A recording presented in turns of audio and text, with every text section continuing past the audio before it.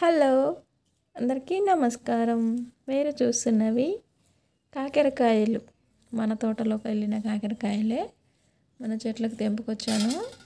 చాలా ఫ్రెష్గా ఉన్నాయి, చాలా మంచిగా లేతగా ఉన్నాయి. వీటిని మనం ఇప్పుడు కోసేసి కూరగా చేసేసుకోవాలి. ఒక ఆనియన్, ఒక టమాటో వేసి చాలా టేస్టీగా ఉంటుంది కాకరకాయలు. ఈ కాకరకాయలు చేదు లేకుండా మనం చేసుకుని తింటే మనకి చాలా టేస్టీగా అయితే ఉంటుంది.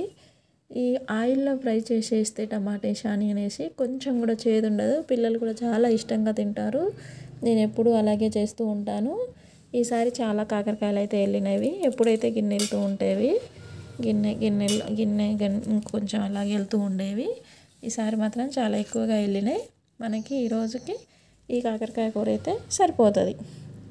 అందుకని చెప్పి ఇవి ఇలా వండుతున్నాను. ఇక ఇటు కొంచెం ముళ్ళు గుచ్చుకున్నట్టు అయ్యింది. ఇది రేగు చెట్టు మీద ఇట్లా కంప చెట్ల మీద పారుతుంటుంది కదా, మనం వేసినప్పుడు ఆ ముళ్ళులు గుచ్చుకున్నప్పుడు ఇలా అవుతుంటుంది.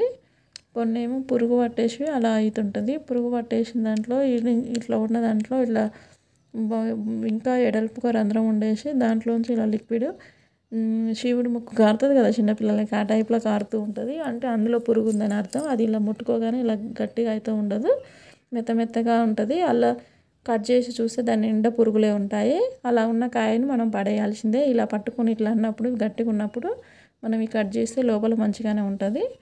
మ్యాక్సిమం ఈ కాయలన్నీ చాలా మంచిగా ఉన్నాయి. Okay friends, boy friends.